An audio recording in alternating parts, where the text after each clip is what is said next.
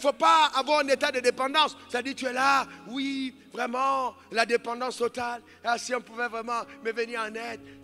Vraiment, mon oncle, je souffre. Ma tante, je souffre. Tout le temps, c'est toi qui vas demander de l'argent. Voilà le problème des Africains. Nous sommes trop dépendants, trop dépendants.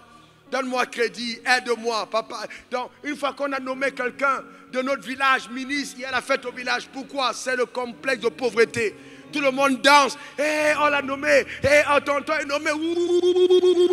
Tonton est nommé. Alors là, qu'est-ce qui se passe? Lui-même, il danse. Vous pensez qu'on danse à cause du travail? Jamais. C'est l'avantage. Ah, enfin. Ma chérie, enfin. La galère est terminée, enfin.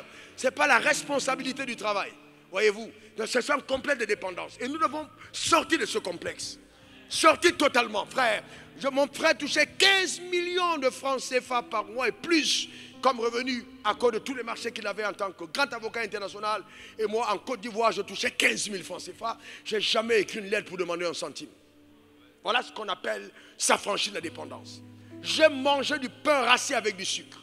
Je connais exactement la majorité des, voyez-vous, des coins où on mangeait le poulet burkina à l'époque. Quand je mange le poulet burkina, c'est une percée remarquable. J'ai touché 15 000 dans cette ville pendant 2 ans. Mais jamais un homme vous dira en Côte d'Ivoire, il faut venir chez moi pour demander un centime. Ça s'appelle s'affranchir de la dépendance. S'affranchir, vous devez être digne. Toi, les gars, ils sont là, toi tu es un vieux père. Tout ce que tu fais quand tu viens dans le bureau de quelqu'un, trouve-moi le transport, trouve-moi le transport. En certain moment, ça dérange. Les personnes qui sont constamment en train de dépendre de toi sont des sangsues. Ils piquent. Vous savez, il y a des gens à côté de toi qui sont collés à toi parce qu'ils sont collés avec le venin de la dépendance. Il faut que les gens soient indépendants. Et vous savez, quelqu'un qui aime la dépendance, il a l'argent, hein, 3 millions de salaire, 4 millions. Chaque matin, il sort dans sa poche 2000, il compte, il dit à sa femme, va faire le marché. Toi-même, tu n'as pas honte? Tu sors 2000 par jour. Sa femme aussi va venir, chérie, tu sais que le piment est fini. Ah, le piment est fini. Alors, vous avez fait le piment tous les jours. Est-ce qu'on m'a mis les choses trop pimentées? Voilà 25 francs sur le piment. Toi aussi. C'est quel raisonnement ça? C'est quel raisonnement? C'est quelle manière de faire? Amen. Mais ce n'est pas la faute, c'est le problème de la dépendance. Amener les gens à être dépendants. Quand vous voyez un riche, pauvre, c'est-à-dire il a l'argent de ses mains, mais il est pauvre et qui n'est pas détaché de ce complexe, il n'aime pas que les gens s'affranchissent. Tout le monde a dû tourner autour, chanter les atalakou. Et c'est comme ça que dans notre société, on a des gens atalakou, atalakou, atalakou. Les DJ chantent, on chante ton nom, il est content. Est-ce qu'on a besoin de chanter ton nom pour que tu saches que chez toi? Tu sais qui tu es? On a besoin de te flatter? Non, si on flatte ton ego, c'est que quelque part tu es pauvre. Tu n'as pas besoin d'être flatté, tu sais qui tu es.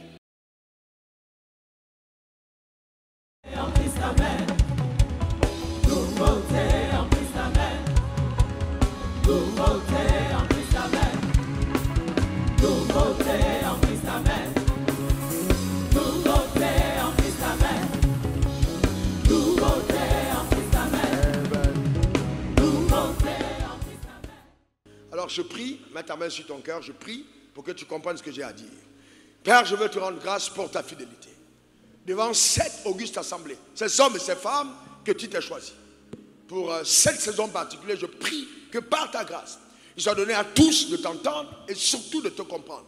Que la révélation profonde de la connaissance qui sera véhiculée, prise toute forme de barrière, de concept erroné, de tradition des hommes, dans le nom suprême de Jésus, et que par ta puissance extraordinaire, quelle que soit notre appartenance religieuse, que nous accédons à la dimension de la création évidente de la richesse, dans le nom suprême de Jésus, j'ai prié. Et quelqu'un dise Amen 3 fois. Amen, amen. Non, Amen veut dire ainsi soit-il. Ta manière de dire Amen m'embête. Donne-moi 3 bons Amen. Ok, super. Assieds-toi dans la glorieuse présence de Dieu. Alors ce matin, je voudrais enseigner.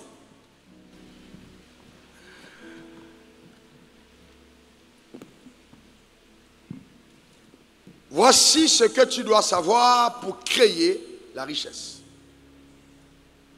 C'est le sous-thème de cette matinée. Voici ce que tu dois savoir pour créer la richesse. Premièrement, il faut savoir que la richesse se crée. C'est très important, la richesse se crée.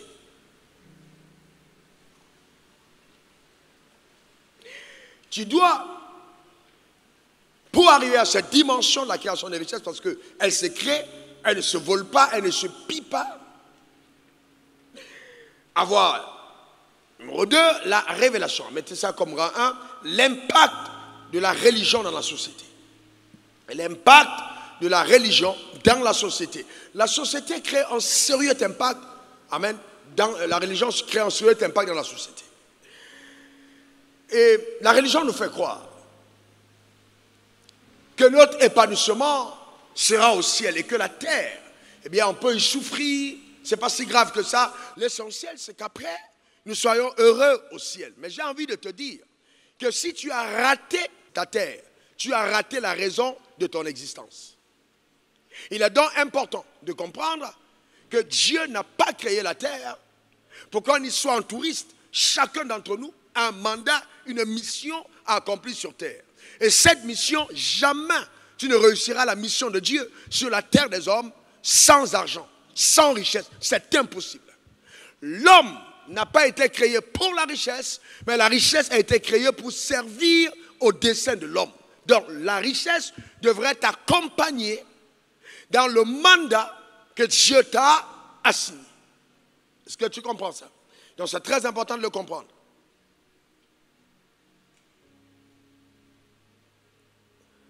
La religion nous a fait croire que prier et jeûner étaient les seules clés nécessaires pour te permettre d'avoir beaucoup d'argent.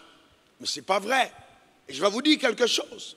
J'ai été là où certains d'entre vous sont. Jamais de la vie, vous ne créez la richesse simplement en jeûnant ou en priant. Ce n'est pas vrai du tout. Pas du tout alors. Si c'était vrai, eh bien, notre pays allait être regorgé de gens extrêmement riches, ou le continent africain de gens extrêmement riches, parce que nous prions beaucoup, mais cependant les résultats ne sont pas, ne sont pas aussi éloquents que ça. Regardons les 5 pays les plus riches du monde. Regardez ce tableau. Vous avez les 5 pays les plus riches du monde, voyez-vous, les plus développés. Vous avez premièrement lequel? Les États-Unis. Deuxièmement, la Chine. Troisièmement, le Japon. Quatrième, l'Allemagne. Cinquième, l'Inde. Regardez, écoutez-moi attentivement. C'est très profond ce que je vais vous dire. Regardez. Les États-Unis ont connu leur prospérité à cause du fait qu'ils se sont attachés à Dieu. Mais c'était un attachement à Dieu sincère, véritable. Et quand vous allez aux États-Unis des années 60, on avait à peu près 90% de la population qui était une population chrétienne. Et quand on parle de chrétiens, on avait environ 75% de croyants évangéliques. Donc, mais les enseignements donnés n'étaient pas des enseignements qui consistaient à dire, dans tous les cas, tu seras heureux au ciel. Non, c'était des enseignements qui poussaient chaque personne au développement de la société, chacun dans son secteur. Les États-Unis ont émergé. Pas parce qu'ils priaient simplement, mais parce qu'ils avaient compris l'intelligence de Dieu en ce qui concerne le message de la société.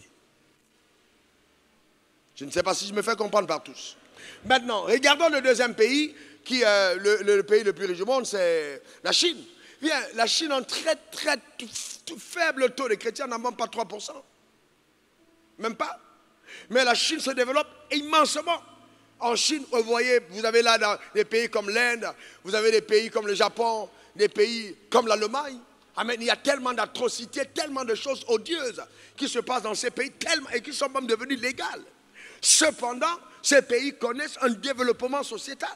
Ces pays, on a de l'émergence de personnes extrêmement riches dans ces pays. Ça veut dire que nous ne parvenons pas à la création de richesses uniquement parce que nous gênons. Il y a des lois, tant que vous l'avez découvert, que vous soyez croyant ou païen, ces lois, quand elles sont mises en marche, elles produisent des résultats sous le soleil. Donc c'est important d'arriver à la découverte de ces lois. Il est écrit quelque part dans la Bible, n'est-ce pas? Cherchez premièrement le royaume des cieux et sa justice. Et toutes choses vous seront données par-dessus tout. Donc nous cherchons le royaume et nous cherchons la justice. Donc il y a 2 dimensions. La dimension du royaume des cieux et la dimension de la justice de Dieu. Le royaume des cieux est un royaume dans lequel on entre par la personne de Christ Jésus. Oui, on entre dans le royaume des cieux, d'accord. Mais cependant, je peux tourner le dos à Jésus et embrasser les lois de Dieu et réussir dans la vie sans Jésus. Donc si on te fait croire que pour réussir dans la vie, il faut absolument que ton pasteur te mette les mains sur la tête, amen, qu'on prie pour toi pour que tu réussisses, frère, on peut faire tout ça, ma soeur, on peut faire tout ça. On peut te vendre des mouchoirs, te donner de l'huile, te faire asseoir sur tout type de tabouret, mais il y a des lois, tant que tu ne les as pas découvertes et mises en pratique, tu ne réussiras jamais. Tu ne réussiras jamais, jamais de la vie. Impossible. Donc c'est très important de comprendre qu'il y a des lois fondamentales qui vont te permettre de réussir. Et si je veux aller plus loin, allez écoutez ce coup de gueule, je vous dis sérieusement, je suis un homme de Dieu. La religion a participé, contribué jusqu'à aujourd'hui au sous-développement de nos continents. C'est-à-dire que les pasteurs et les religieux ont été complices du sous-développement du continent. Quand vous faites croire aux gens que l'argent n'est pas bien, quand vous faites croire aux gens que la richesse n'est pas bien, quand vous faites croire aux gens que dans tous les cas, ce n'est pas grave, Dieu va te récompenser au ciel, vous êtes en train de détruire toute une génération et de briser des rêves. Ah, on n'a pas le droit parce que Dieu ne l'a jamais pensé. S'il l'avait pensé, le premier homme qu'il avait créé, il allait le créer pauvre. Mais ce premier homme n'était pas pauvre. Adam n'a jamais été pauvre. Nous parlons du jardin d'Éden. C'était un jardin riche, glorieux, où Dieu a placé l'homme. Et je vais plus loin. L'homme ne s'épanouit mieux que dans la richesse. Tu n'as pas compris de quoi je parle. J'ai dit l'homme ne s'épanouit mieux que dans la richesse. Et j'ai envie de te dire, de l'onction et de la grâce que je transporte, que les chaînes de la pauvreté dans ta vie sont brisées. C'est clair et net. L'homme ne s'épanouit mieux que dans la richesse. Maintenant, pourquoi certains d'entre nous n'arrivons pas, n'y parvenons pas? Je vais te toucher des points extrêmement puissants.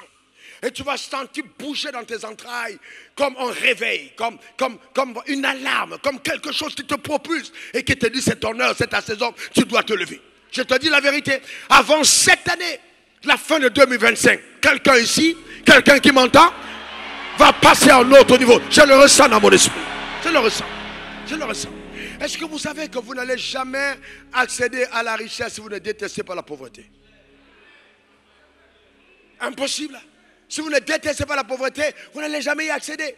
Si vous n'êtes pas fatigué de voir comment les gens tout autour de vous souffrent, comment ta mère dort dans des conditions pitoyables, comment tes soeurs sont obligées, même souvent, de falsifier leur existence pour apporter à manger à la maison. Si ça ne te fait pas mal au cœur, je te garantis que tu ne te lèveras pas.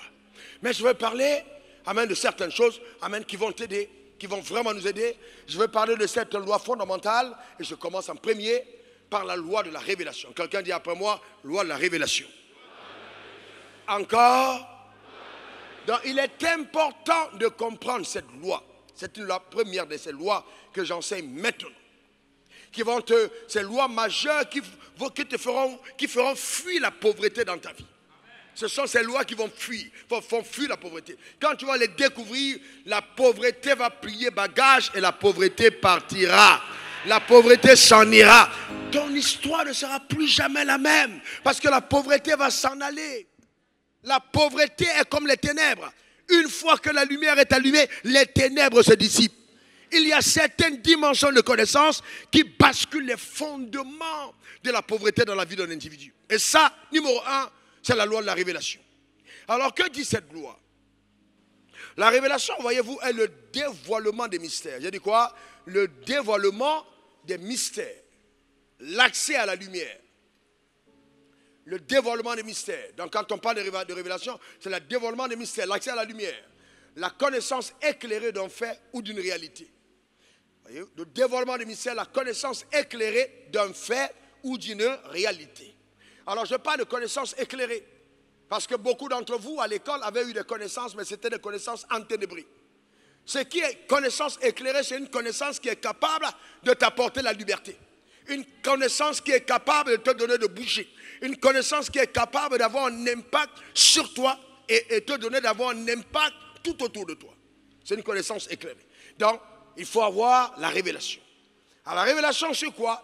La révélation numéro 1 de son identité. La révélation de son identité. L'identité est ce qui te caractérise et qui fait de toi la personne unique que tu es. L'identité est ce qui te caractérise. ce qui te caractérise, ce qui fait de toi la personne unique que tu es. C'est pourquoi. Quand on prend ta carte d'identité, à partir de ta carte d'identité, on a des traits spécifiques à ta personne. C'est ce qui te fait toi. Ça s'appelle ton identité. Et donc, si tu as une mauvaise conception de ton identité, tu auras une mauvaise conception de ton existence. Tu risques de passer à côté de ce que tu es. Parce que l'identité que tu as de toi peut être une identité fausse. Elle peut être totalement fausse. Et là, je vois comment des gens me regardent. Oui, elle peut être fausse. Elle peut être totalement fausse. Si je vais dans la dimension spirituelle, par exemple, quand vous voyez, pour moi, l'un des plus grands leaders, le plus grand leader même de tous les temps, c'est Jésus. Si sa carte d'identité, mon frère, qu'est-ce qui était marqué dessus?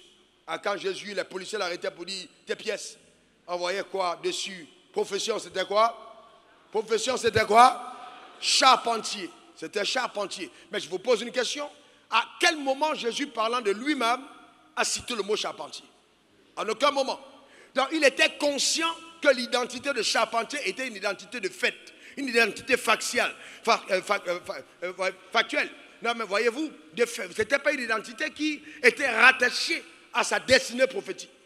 Donc, elle était factuelle. Elle n'avait rien à voir avec qui il était vraiment. Donc, ce que les gens disent, ce que les gens pensent, ne doit pas t'amener à dire ou à penser forcément la même chose. C'est-à-dire que tu peux regarder ta carte d'identité et dire qu'elle n'a pas encore tout dit à ton sujet. Elle n'a pas encore tout dit. Donc, quand il a parlé de lui, il a dit « Je suis le Fils de Dieu ». Il a dit « Je suis descendu d'en haut ». Il a parlé de lui, il a appelé Dieu son Père. Mais sa carte d'identité disait « Quand on a mis Père », on a mis quelque part, j'en suis sûr, le nom de Joseph. Quand on a dit Mère, on a mis Marie. Mais il savait qu'en aucun moment, il ne pouvait se limiter justement à ces liens-là. Il est allé plus loin que ce que les faits décrivaient qu'il était. Écoutez-moi bien. Vous savez, certains d'entre vous, parce que j'ai prié pour cette réunion, nous avons prié pour ça. Quand vous vous voyez, vous ne voyez pas comme vous êtes. Vous avez une autre image de vous. Vous rêvez de vous dans des jets privés, dans des yachts, avec des grandes voitures, des immeubles. Certains d'entre vous, vous regardez le plateau et vous allez posséder certains de ces immeubles. Ah, ouais, vous le voyez, c'est vous allez posséder. C'est à l'intérieur. Et il y a à l'intérieur de vous une identité qui est là. Vous savez que c'est de vous qu'il s'agit. Mais quand les gens vous regardent, que ce soit ta mère, que ce soit tes frères et tes camarades de classe, ils vont dire, c'était mon camarade de classe, il était assis à ma gauche. Ça ne veut rien dire. Ça ne veut rien dire du tout. Les deux brigands à la croix pensaient qu'ils étaient collègues avec Jésus. Jésus était au milieu des brigands, mais il était le Messie. Je suis en train de dire à quelqu'un que ton identité dépasse totalement ce que les gens peuvent voir. Donc tu dois avoir toi-même, amen, la révélation de qui tu es. C'est de l'intérieur. Tu dois t'identifier par révélation et non par fait. Ce n'est pas factuel, c'est prophétique. Au-delà de ce que les yeux peuvent voir, au-delà de ce que les gens peuvent penser, il y a un rêve qui est en toi, qui te révèle qui tu es. Personne n'a jamais migré de la pauvreté vers la richesse sans s'être vu riche quand il était pauvre. Personne. C'est-à-dire que cette identité prophétique doit être une illumination intérieure qui est dedans. Tu sais que tu sais. Que tu sais, que tu sais, que tu sais, que tu sais, que tu sais, que tu sais, que tu sais. Forcez, comme on dit à Abidjan, ta part va sortir. Forcez. Car tu n'es pas venu sur terre accompagner les autres. Et un jour Dieu m'a dit, je ne t'ai pas créé pour que tu lises la Bible, mais pour que tu la vives. Est-ce que quelqu'un comprend ça? Gloire à Dieu pour Abraham. Abraham est mort. Isaac est mort. Jacob est mort. Toi et moi, nous sommes vivants. Et Dieu est le Dieu des vivants et pas le Dieu des morts. Et j'entends Dieu me dire, dis à ce peuple que je veux les utiliser pour montrer aux Africains que je ne fais exception de personne. Je veux les utiliser pour montrer aux Africains que je suis aussi capable d'élever des hommes en Afrique qui vont être de la dimension de Salomon dans leur génération. Tu es capable de le faire. Donc j'ai dit quoi? La révélation. Dis après moi, révélation. Alors là, tu dois faire un exercice qui consiste à dire, Dieu, ouvre-moi les yeux sur qui je suis. Parce que ouvre-moi les yeux sur quoi? Sur qui je suis. Parce qu'il peut arriver à s'avérer que certaines personnes d'entre nous ne savent pas totalement qui elles sont. Et Dieu prend le soin, peut-être parce que tu parles trop, de te dire qui tu es, parce que tu risques de parler au mauvais moment.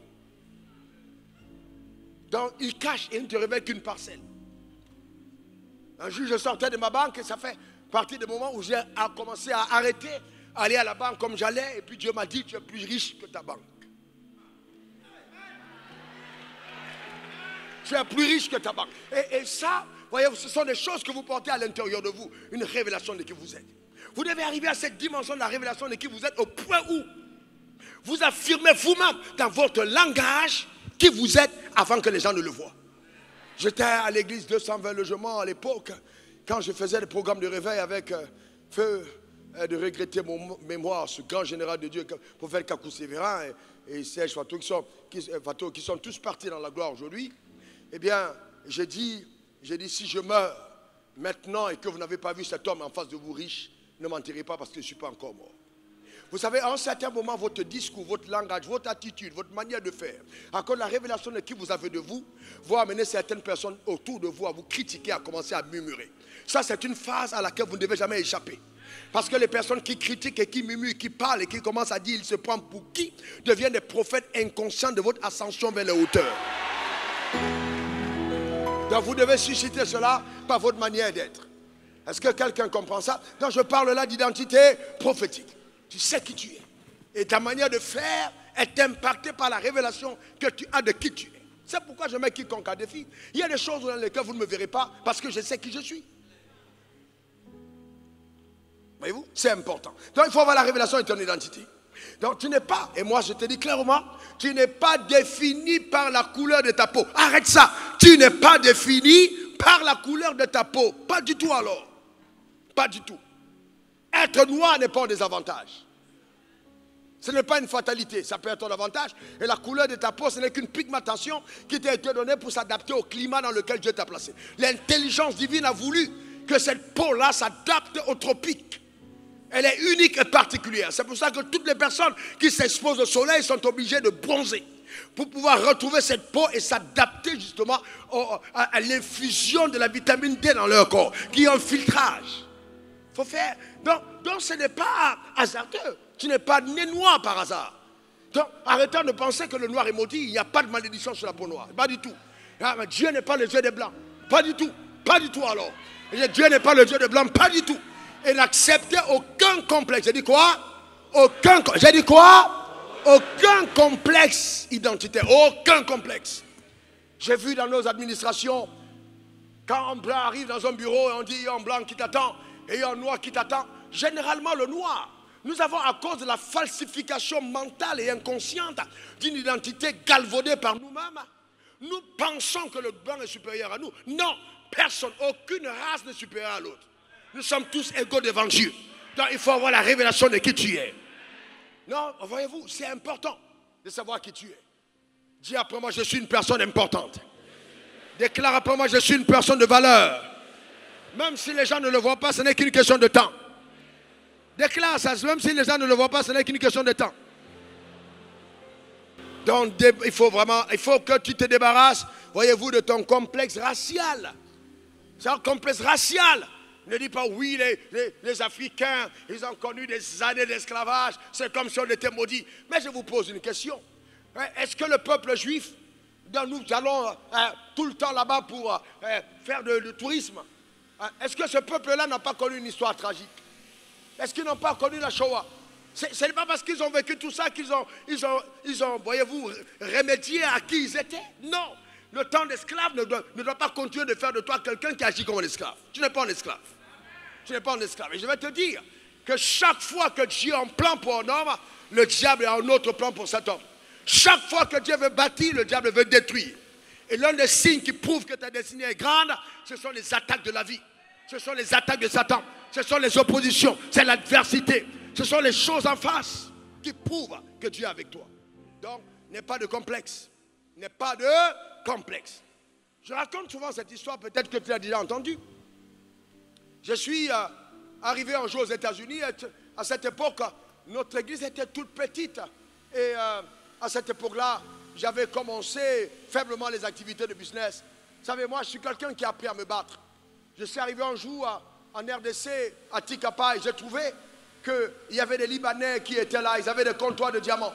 Ils avaient tellement de richesses. Et puis je voyais l'endroit où on dormait, le plus grand hôtel.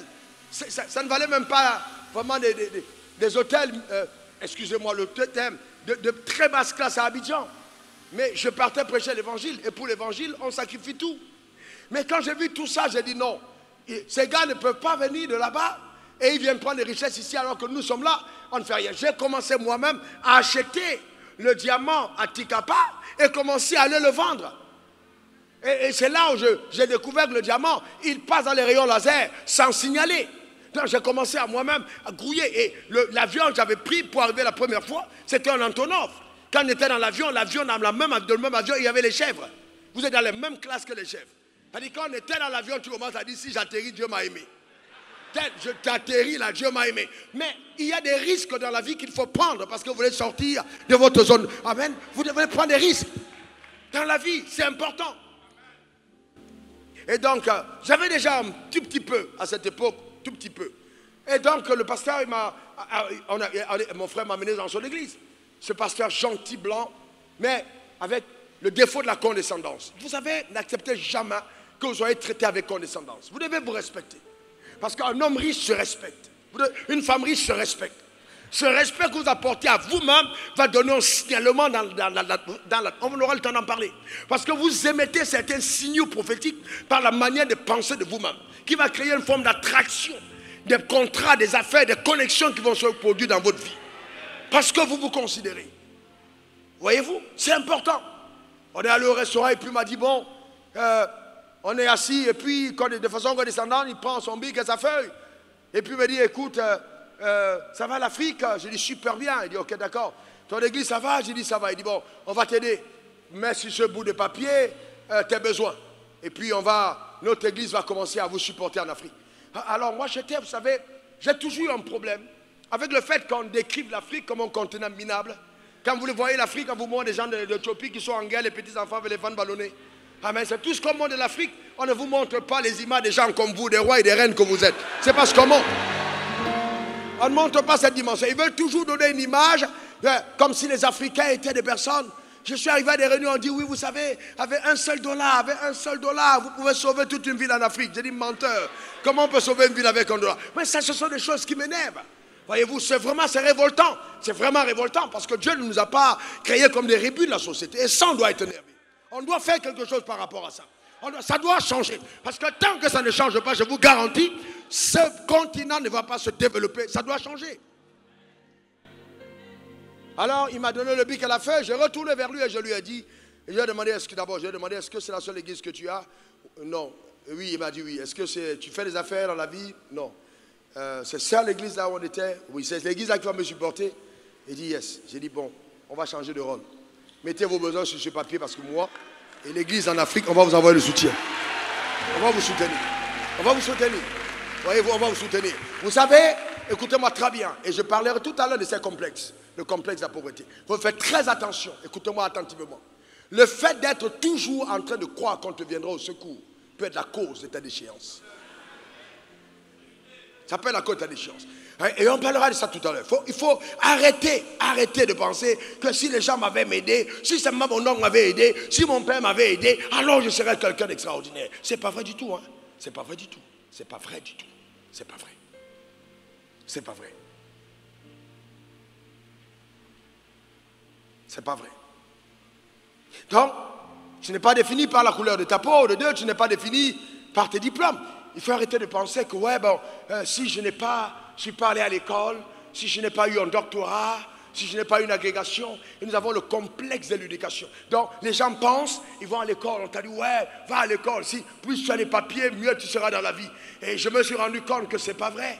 C'est pas vrai du tout, même si vous me regardez les yeux totalement ouverts, on est dans des continents où ce sont les fonctionnaires qui sont riches, c'est une malhonnêteté. C'est pas vrai du tout. Parce que personne ne devient riche parce qu'il a été employé. Le cursus scolaire développe ton intellectuel, te donne des opportunités d'emploi. Et il faut être au-delà de ce qu'on t'a enseigné pour passer de l'emploi à la création des richesses. On ne devient pas riche parce qu'on est employé. Un employé riche est un voleur. Personne ne devient riche en étant un employé. Ce sont les créateurs d'emplois qui deviennent des personnes riches. Il faut créer de l'emploi. Et pour créer l'emploi, frère, ma soeur, tu n'as pas besoin forcément d'être quelqu'un d'avoir un gros bagage intellectuel. Je vous donne quelques exemples. Tout à l'heure, mon fils Cédric, cet excellent homme d'affaires, prédicateur, enseignant la parole, coach plutôt, je veux dire, parlait. Écoutez, Bill Gates, cofondateur de Microsoft, a abandonné ses études à Harvard pour poursuivre son projet. Il a abandonné quoi? Ses études. Il n'a pas eu de diplôme universitaire. Pas du tout. Il a abandonné pour poursuivre ses rêves. Souvent, aller trop loin à l'école est un indicateur que tu es un feignant.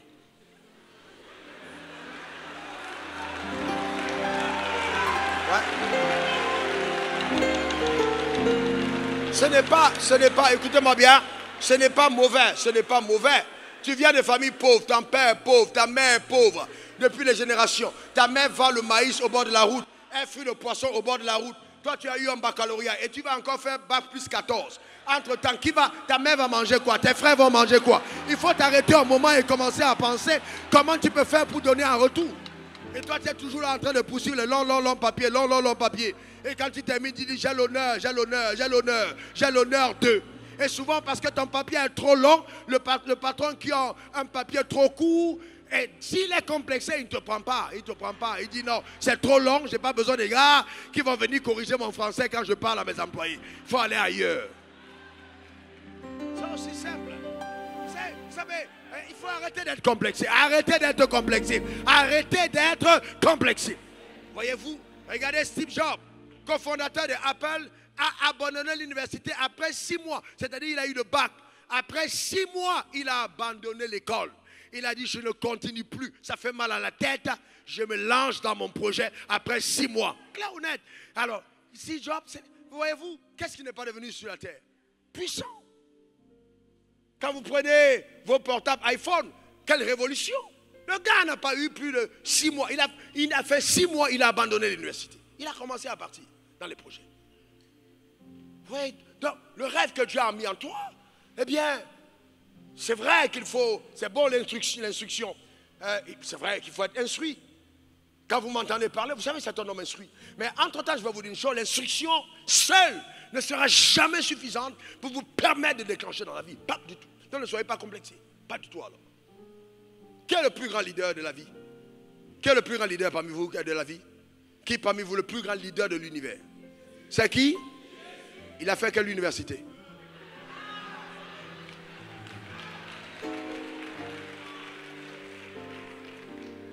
Aucune.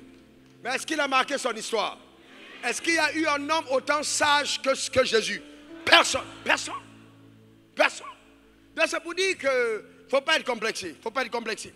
Les gens comme Ortega, Amancio, ouais, les femmes le connaissent trop bien, le fondateur de Zara.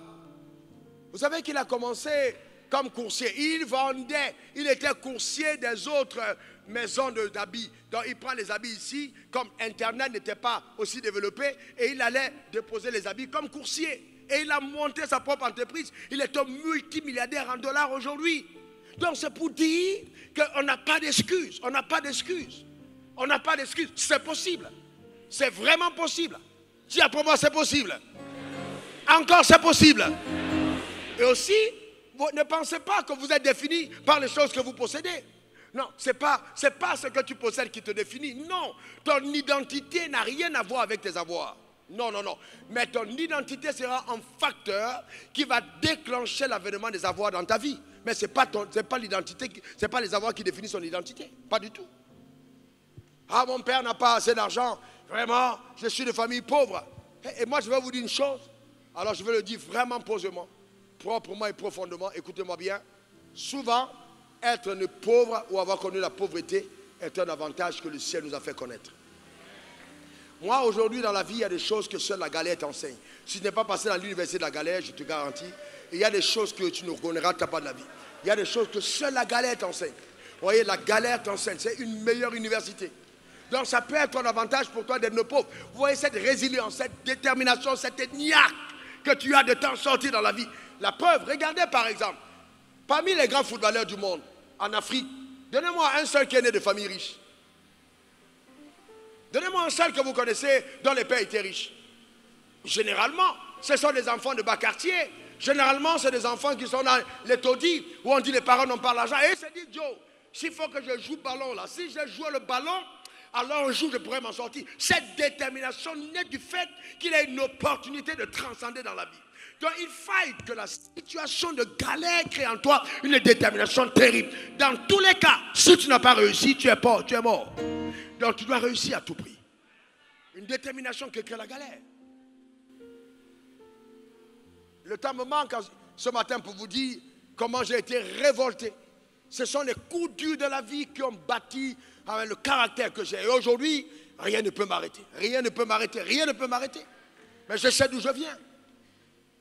Rien ne peut m'arrêter. Donc tu n'es pas défini par tes avoirs. Pas du tout. Oui, donc il faut faire très attention. Deuxième révélation qu'il faut avoir, après la révélation de son identité, il faut avoir la révélation de son environnement. J'ai dit quoi? La révélation de son environnement. Dis après moi, révélation de l'environnement. Encore, la révélation de l'environnement. Déjà lors du premier sommet, c'est une des choses dont j'en parlerai toujours. Le drame des Africains, c'est que nous ne connaissons pas ce que nous avons. On n'a pas la révélation de notre continent. Moi, je prends des avions tout le temps. Je suis impressionné du nombre de Blancs qui sont en train de voler vers la Côte d'Ivoire. Et choqué du nombre de Noirs qui essayent de nager, qui prennent des bateaux de fortune pour aller en Europe. Pendant que nous sommes, et vous venez à l'église, je vois, Dieu me dit, reçois l'onction de voyage, je te vois établi en Europe. En fait, il y a des prophéties qui ont pour essence la galère ou alors le complexe de pauvreté. Parce que si tu commences à prophétiser en disant à quelqu'un, tu vas réussir en Europe, tu es né dans une famille où on a cotisé pour envoyer quelqu'un en Europe pour qu'il s'en sorte. Et le gars envoie 200 000 tous les mois, 300 000 tous les mois, aller en Europe. Eh bien, si Dieu t'y envoie, gloire à Dieu. Mais en fait, je veux dire, un Africain qui part en Europe aujourd'hui, c'est une punition de Dieu. Je réponds, écoutez-moi bien, je pèse mes mots. Un Africain qui part en Europe aujourd'hui, qui dit je quitte l'Afrique, je m'en vais m'installer en Europe, c'est une punition de Dieu. Tu accouches toi-même, tu es femme, après 1 mois et demi, tu n'as même pas 1 mois, tu vas aller travailler. Ce n'est pas une affaire qu'il y a quelqu'un qui va venir porter ton enfant. Tu perds ton temps. Hein? Tu vas te lever le matin, tu vas t'occuper de l'enfant. Nounou, là, tu vas trouver pour payer. Ce n'est pas tout le monde. Tu dois rentrer le soir et puis tu ne peux pas. Ce n'est pas tout le monde. Je vous garantis, la vie qu'on a en Afrique, vous ne pouvez même pas imaginer. Vous ne pouvez même pas imaginer le privilège qu'on a dans ce continent. C'est inimaginable. Mais qu'est-ce qui fait ça? Nous, on va, quand on allait à l'école, on a lu les livres des Blancs. On a lu l'histoire des Blancs. Donc tout ce que tu lis finit par impacter ton subconscient. Tous les films qu'on voit, c'est les films des Blancs. Mais ils ne vous montrent pas les ghettos, ils vous montrent simplement les rues Champs-Élysées. Mais ils ne vous montrent pas les coins de Saint-Denis où les gars souffrent. Ils ne vous montrent pas les ghettos, ils vous montrent simplement les bonnes choses. Mais entre-temps, écoutez-moi bien, si vous voulez une vie qui est limitée au fait d'avoir un loyer, d'avoir une maison à crédit, que vous payez toute votre vie, allez en Europe. Mais si vous voulez une vie où Dieu peut vous bénir, comme des gens que je vois dans cette salle, qui ont 3-4 voitures dans leur parking, qui ont des immeubles et des maisons à eux, eh bien, il faut avoir la révélation de ton environnement. Amen. C'est important. On est un pays riche, un continent riche. Ces Africains, arrêtons de dévaloriser le continent africain. Ayons la révélation de notre continent. Et je profite en m'arrêtant là pour dire, arrêtons aussi de toujours donner les prophéties de destruction de nos pays. Non. Ah non. Dieu va frapper. Vous savez, je vais vous montrer dans la Bible tout à l'heure, pas dans l'enseignement, tout à l'heure, que certaines prophéties sont nées des complexes. Le pauvre pense à la chicotte, à frapper, à détruire, à frapper. Ça dit en fait, parce que le pauvre n'a rien à perdre. S'il y a chaos et désordre, si aujourd'hui, tout brûle, le pauvre n'a rien à perdre. Il n'a rien à perdre. On va frapper, on va frapper. Et je vais vous parler aussi de l'économie de la pauvreté dans la spiritualité. Comment on a construit une économie de la pauvreté dans la spiritualité. Comment les gens exploitent le facteur de ta pauvreté pour en faire leur richesse. C'est une économie.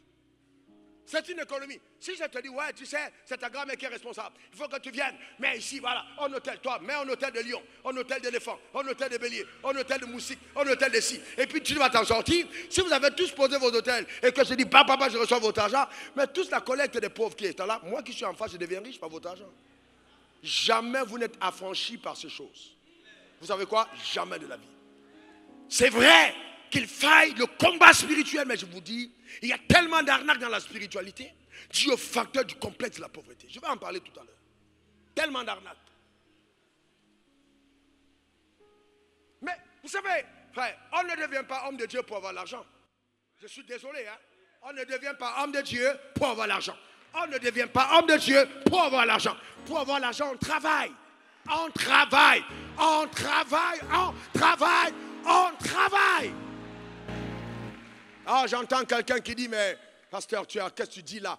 Homme de Dieu, c'est ton travail. Oui, mais c'est ton travail qui répond à la vocation et une vocation sacrificielle. C'est pour ça que l'homme de Dieu porte le col blanc pour dire ma tête est tranchée. Et que je suis collé directement à Christ. Je suis prêt même à mourir pour l'épanouissement de la société. C'est un sacrifice. On ne devient pas homme de Dieu parce qu'on cherche l'argent. Un homme de Dieu n'est pas loin parce qu'il a des voitures. Un homme de Dieu n'est pas puissant parce qu'il a des Maybach. Un homme de Dieu n'est pas puissant parce qu'il a les KG. Ça ne veut rien dire du tout. Il y a d'autres choses. Mais maintenant, pour créer la richesse, il y a d'autres leviers. Non. Vous savez, il faut qu'on soit conséquent. Donc, il faut avoir la révélation de son environnement. L'environnement offre tellement d'opportunités qu'il faut savoir les saisir. On a des opportunités dans notre environnement. Il faut en saisir. Et vous savez, l'une des choses, quand vous voyez, Hervé, quand vous me voyez, la difficulté que je peux avoir, c'est d'avoir des amis. Parce que je ne peux pas être complice de l'escroquerie. Authentiquement, mon histoire est assez étrange. On était 15 à l'hôpital, 14 sont morts. À 9 ans, un serpent est venu dans ma chambre pour me piquer. Il est resté comme ça, cristallisé sur ma tête. Et mon père est venu le tuer. À 9 ans, 11 ans, je suis tombé d'un arbre et j'étais déclaré mort. J'ai déféqué sur moi, on est allé chercher des gens pour me porter. Quand je suis rentré à la maison, quand les gens sont arrivés sur place, j'avais repris vie. J'ai échappé à la mort plusieurs fois. Je sais que j'ai un mandat. Et Dieu, un jour, Dieu m'a dit, dis à maintenant, mon peuple est venu, dis-leur que l'ange de la prospérité t'accompagne. L'ange de la prospérité est avec toi. Donc, alors cette prospérité n'est pas une prospérité pour avoir, pour posséder. Les gens, vous savez, dramatiquement, ne connaissent même pas la personne qu'ils ont en face. Si je vous parle de mon parcours, si je vous parle de mon histoire, si je vous parle des rénonciations, si je vous parle de mes batailles, si je vous donne 24 heures avec moi, je vous garantis, vous allez comprendre exactement que ce que je dis, ce n'est pas de la chimère. Je ne raconte pas les choses en l'air. Il y a de la conséquence, il y a de la matière. Je ne suis pas un aveugle qui conduit en aveugle. Je connais le chemin. Je vous dis sérieusement, je connais. Écoutez-moi bien, écoutez-moi bien. Non, écoutez-moi très bien. Je suis très sérieux. Je ne vis pas avec l'argent. Ma femme est en face de moi. Ma fille est là. Ceux qui me comptent, je ne vis pas avec l'argent. Non. Quelqu'un demande comment tu vis. Je vis avec la foi. Je ne vis pas avec tout ce dont j'ai besoin. Dieu prend soin de moi. Je ne vis pas avec l'argent. Je vis avec la foi. Donc, cette foi est ancrée sur la confiance que je mets en Dieu. Donc, on n'est pas homme de Dieu pour avoir de l'argent. Même si Dieu bénit ses serviteurs, il y a des mécanismes par lesquels Dieu l'amène à manifestation. Donc, il faut, vous voyez, c'est important. Le problème que nous avons en Afrique, ce n'est pas un problème de pauvreté matérielle, c'est un problème de pauvreté mentale et spirituelle. On a un vrai problème de pauvreté mentale. On a un vrai problème de pauvreté. Regardez l'illustration sur ces trois pays. La Corée du Sud, le Cameroun et la Côte d'Ivoire. Regardez, je vous parle concrètement et factuellement. La Corée du Sud a connu une guerre de 1950 à 1953. Alors la Corée du Sud, dans les années 60, était pratiquement au même pied d'égalité que la Côte d'Ivoire et le Cameroun. Voilà vous. Et voilà. Bon, regardez, allez-y au schéma numéro 2. Voyez-vous, vous voyez la comparaison des états économiques. La Côte d'Ivoire accède à l'indépendance en 1960. OK? Avec une agriculture, vous savez, l'économie qui est basée sur le café-cacao. Et puis on a une agriculture de subsistance, comme les cultures qui nous permettent de subsister. Et on a là aussi un manque d'industrialisation. Manque d'industrialisation. On est dans les années 60. Suivez qu'on est dans les années 60. Alors, si on revient dans le tableau plus tard, mais laissez le tableau, vous allez vous rendre compte que jusqu'à aujourd'hui, l'industrialisation n'a pas été dans son summum aujourd'hui en Côte d'Ivoire. On parle des années 60 jusqu'en 2025. Alors que quand vous voyez le Cameroun, c'est pratiquement la même chose. Dans les pays sont au même pied d'égalité. Qu'est-ce qui fait que la Corée du Sud aujourd'hui est parmi les 25 nations les plus développées du monde et que la Côte d'Ivoire et le Cameroun sont considérés comme des pays en voie d'émergence? C'est inacceptable. Quand vous regardez l'environnement du Cameroun, l'environnement de la Côte d'Ivoire, nous avons des richesses encore incroyables et nous avons une population croissante. Nous avons une énergie de la jeunesse. Qu'est-ce qui fait qu'on est en retard? Est-ce que c'est parce qu'on prie mal? Est-ce que c'est parce qu'on jeûne mal? Non! C'est pas ça le problème. Le problème, c'est la mentalité. Écoutez-moi très bien. Tu es parti à l'école, on t'a formaté à trouver un emploi. Alors qu'en Corée du Sud, dans l'éducation, on te formate à créer un emploi. Donc on te dit, tu as une responsabilité à apporter. Donc tu n'es pas formaté pour la consommation, tu es formaté pour la productivité. Ça fait la différence. Ça fait la différence. Alors, écoutez-moi bien, on a des grands leaders. On a des grands leaders. Moi, je loue le leadership en Côte d'Ivoire, c'est extraordinaire. On a des grands leaders en Afrique, extraordinaire. Ce qui se passe, c'est pour ça que nous devons prier même cette année que ce pays doit être stable. Parce que ce qui est en train de se passer est révolutionnaire. C'est bon, on a des grands leaders. Vous savez, le leadership grand n'a rien à voir avec ton identité spirituelle. Ça a tout à voir avec ta connaissance. Tu peux être un grand leader sans pour autant être un grand homme spirituel. Ça n'a rien à voir. Vous savez, la compétence n'est pas identitaire. Non. Non, non, non. Et donc, dans la manipulation, tu dis, ouais, vraiment, si simplement les chrétiens prennent le pouvoir. Non, pas vraiment. Donc, je suis en train de parler de mon cœur pour dire aux gens, soyez compétents, soyez cette nouvelle génération de croyants avec la compétence, qui ne s'arrêtent pas simplement au fait de l'identité, mais qui vont plus loin. Soyez des Joseph, soyez des Daniel, des gens qui ont un savoir capable, de par ce qu'ils connaissent, de manifester la grandeur de leur Dieu. Pas seulement la prière, mais la connaissance dans les secteurs précis. Dieu m'a dit la dernière fois, mon fils, est-ce que je peux te donner la gestion du monde pendant 5 minutes? J'ai demandé ça à mon fils. Il m'a dit, moi, première chose que je fais, je tue tous les Woubi en 1 minute. À l'instant, ils meurent tous. Voyez-vous? Vous savez, si Dieu te donne le monde en 5 minutes, puis dit, j'ai le monde 5 minutes, comment tout ce que tu vas faire arrive? Je te garantis, on va trouver le monde en chaos. Il y a des choses qui ne vont plus exister. Mais dans la grandeur du leadership de Dieu, il laisse une cohabitation parfaite entre le bon et le méchant. Il laisse une cohabitation entre le persécuteur et le persécuté. Mais il sait que le persécuteur a le potentiel d'être futur persécuté. Et donc, il laisse Saul combattre l'église et il le recrute pour qu'il devienne un Paul redoutable. Donc, dans l'intelligence de Dieu, il y a une transmutation de forme. Donc, Dieu sait que la saison d'aujourd'hui cache une autre saison. Le pauvre d'aujourd'hui peut devenir le riche de demain. Le mendiant d'aujourd'hui peut devenir l'homme d'affaires le plus influent de demain. Il le sait. Et il dit que le pauvre dise, je suis riche. Que le faible dise, je suis fort. Parce que la croissance et la mutation t'amèneront à changer de forme. Tu ne seras pas toujours la même personne que tu es maintenant. Oh, ta manière de dire amen me dérange beaucoup. Ah oui. Dans ce pays, vous voyez, c'est le travail. C'est le travail. C'est le travail. Il faut travailler. Donc il faut faire attention au leurre de l'Occident. L'Occident te fait le leurre. Mettez-moi cette image. Vous regardez là. Des personnes, qu'est-ce qu'ils sont en train de faire? Elles embarquent vers une aventure. Alors, nous allons traverser, nous irons en Italie. On va aller en Angleterre. On va aller aux États-Unis. On va aller en Suède. On va se déplacer. On va migrer. Pendant qu'ils font ce voyage, aller à l'ambassade des États-Unis, de la Côte d'Ivoire, aller à l'ambassade du Congo, aller à l'ambassade du Cameroun. Vous voyez le nombre de personnes qui demandent des visas tous les jours pour venir et qui arrivent ici avec rien entre leurs mains et qui deviennent demain des futurs patrons. Sans prier Dieu, sans être jamais allé à l'église. Il y a quelque chose qui ne va pas. Alors, notez cette phrase que j'ai aimée quand je me préparais. On peut, si l'énergie des migrants est une énergie qui doit être canalisée vers la productivité et le développement de notre société. C'est-à-dire, toutes les personnes qui ont envie de partir, les migrants ont une énergie. En fait, c'est une énergie qui n'est pas bien canalisée. Ce sont les personnes qui veulent réussir qui meurent en mer. Ce n'est pas les personnes qui veulent échouer. Parce que vous voyez quelqu'un qui dit dans tous les cas, il arrive qu'on meurt. Tous les jours, on a des morts, mais si Dieu veut, je traverserai. S'il ne veut pas, je mourrai. Dans tous les cas, mort ou vivant, c'est la même chose. Si je n'ai pas traversé, il faut que je traverse, parce qu'au moins là-bas, j'ai un avenir. Donc ça devient le leurre de l'Occident. Et la même personne qui ici ne pouvait pas aider dans les champs, se retrouve en train d'être ébouée dans la rue. Qu'est-ce qui a changé? C'est l'environnement. Et dans le deuxième enseignement, je vais vous montrer l'origine de l'argent. Parce qu'on nous trompe en nous faisant croire que l'argent, c'est l'argent, la richesse, c'est l'argent qui est entre tes mains. J'étais faux du tout, du tout. Du tout alors. Ce n'est qu'un moyen d'échange.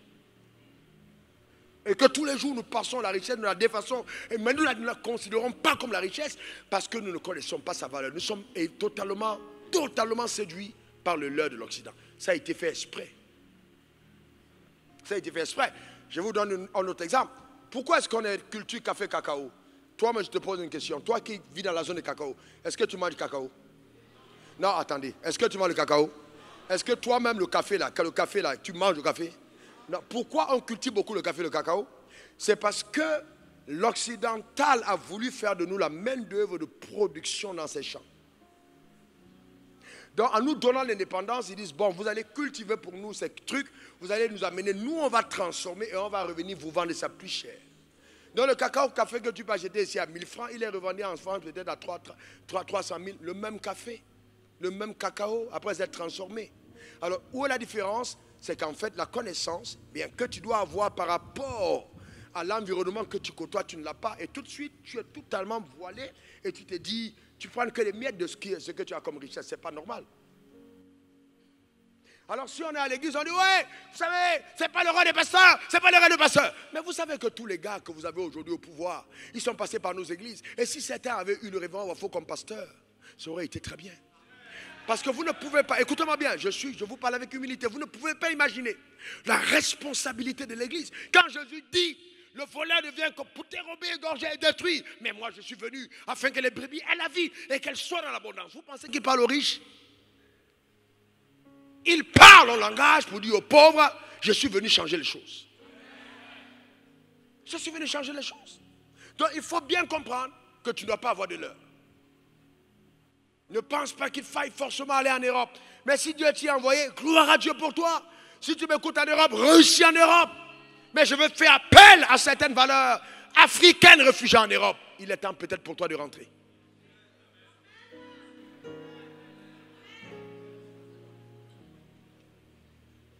Il est peut-être temps pour toi de rentrer. Donc il faut, alors, quand on arrive à cette dimension, il faut bannir les complexes. Dis, je dois bannir les complexes. Encore, je dois bannir les complexes. Alors, le premier complexe à bannir, on va parler de 3, rapidement. Le premier, c'est le complexe de pauvreté. Tu dois bannir le complexe de pauvreté. Il y a le complexe de pauvreté, le complexe spirituel et le complexe de la société. Alors, les 3 complexes-là vont te... Waouh! Ah, ça, vraiment, ça va te faire du bien. Le complexe de la pauvreté. Commençons par lui. Le complexe de la pauvreté. Il faut bien comprendre que ce n'est pas parce que tu es de pauvre que tu es condamné à mourir pauvre. Je reprends. Ce n'est pas parce que tu es de pauvre que tu es condamné à mourir pauvre. Ce n'est pas vrai du tout. Être de pauvre n'a pas été ta faute. Mais rester pauvre, c'est de ta responsabilité. Être pauvre n'a pas été ta faute. Mais demeurer pauvre, c'est quoi? C'est de ta responsabilité. Dis après moi, je sors de la pauvreté. Encore. Ça veut dire que tu peux choisir de devenir riche. Et pour devenir riche, il faut oser. Dis, je dois oser. Encore. Alors c'est très important. Très important. Maintenant, affichez-moi le mot oser. Je l'ai cassé pour vous pour que vous le compreniez. Oser. Amen. Oser comme, voyez-vous, il faut oser. Donc, comme outrepasser tes préjugés. Il y a dit quoi? Outrepassez tes préjugés. Donc, dépasse tes préjugés. Il faut outrepasser tes préjugés. La chose la plus terrible pour un homme, c'est de se condamner soi-même. Il faut outrepasser tes préjugés. Donc, sortir des barrières qui te cantonnent et qui t'empêchent de pouvoir te réveiller. Il faut outrepasser tes préjugés. Deuxième, sors de ta zone de confort. J'ai dit quoi? Sors de ta zone de confort. Et la pauvreté peut être une zone de confort. On peut être confortable dans la pauvreté. Je vais vous démontrer ça tout à l'heure. Parce qu'une personne qui est constamment assistée, les smicards qui sont en France et qui ont le SMIC et qui vont faire 7 enfants pour récupérer le truc du service social est un pauvre qui reste dans sa zone de confort et qui se condamne perpétuellement à la pauvreté et qui va reproduire la pauvreté comme un cycle vicieux. Élève tes standards. J'ai dit quoi? Tu sais que rester au ghetto ne condamne pas tes rêves à être ghettoïque. Donc je peux être un homme du ghetto et rêver du palais. Donc c'est une question d'élever mes standards.